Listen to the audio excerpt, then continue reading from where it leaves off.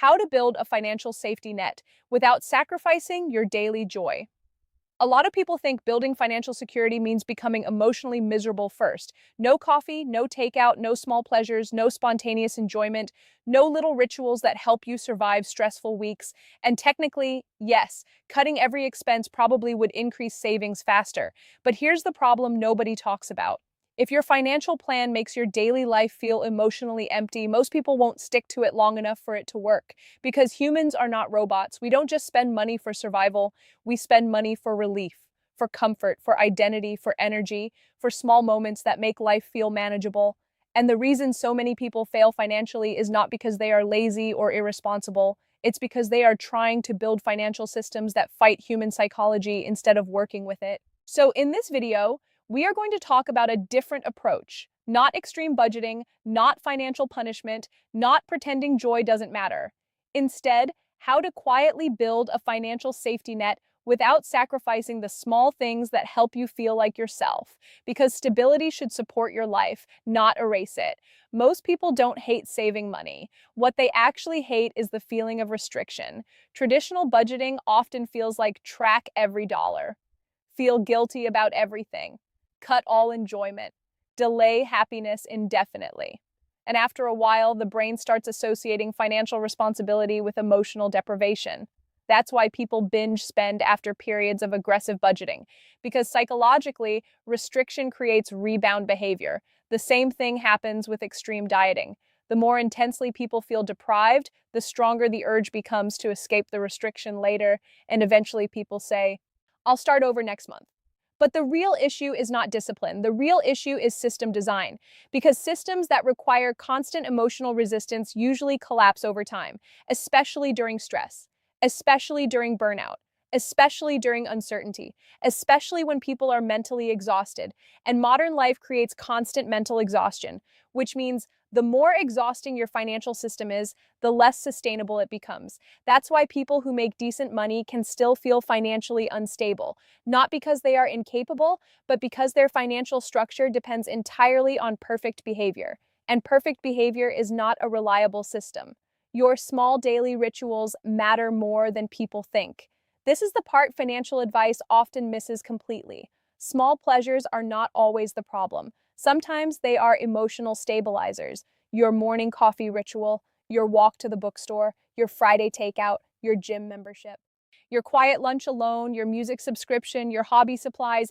These things may seem financially insignificant individually, but emotionally, they can help regulate stress, motivation, creativity, and mental recovery.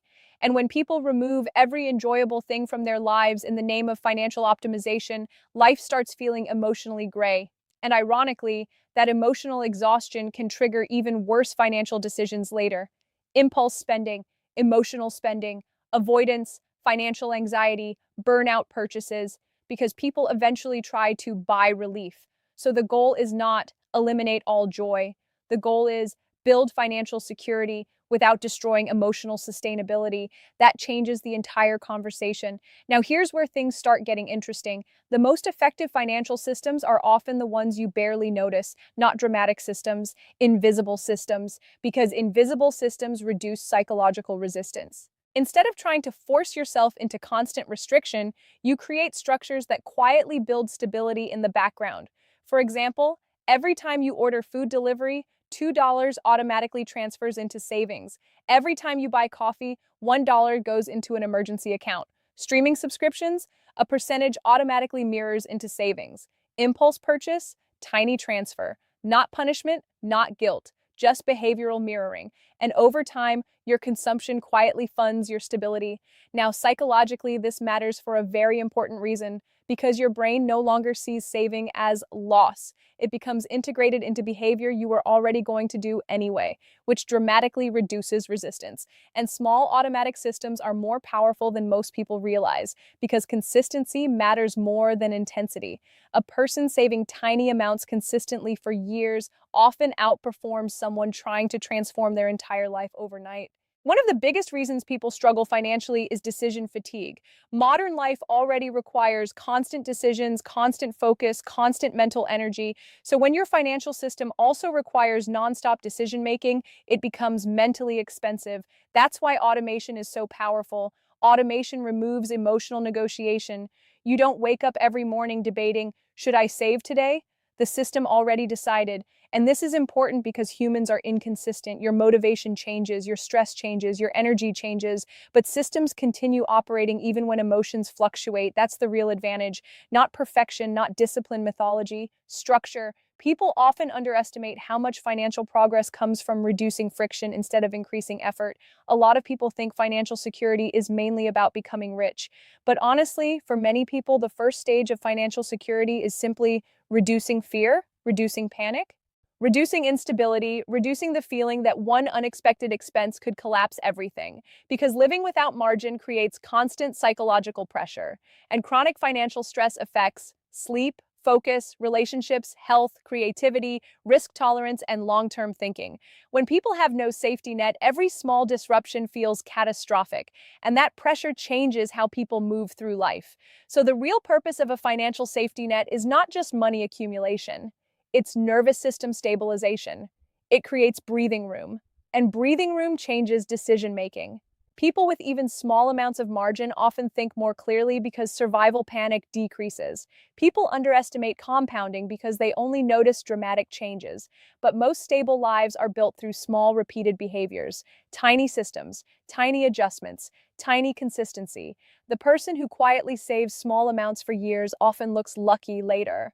But what actually happened was slow structural accumulation. This applies to health, careers, relationships, skills, and money. Most stability is invisible while it's being built. And that's important to understand because social media conditions people to expect dramatic transformation. But real stability is usually quiet, very quiet. And honestly, that's a good thing because quiet systems tend to last longer. One of the biggest mistakes people make is building a future they emotionally cannot survive long enough to reach.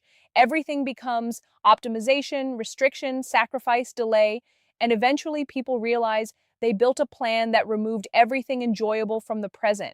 That's not balance. That's emotional depletion disguised as responsibility.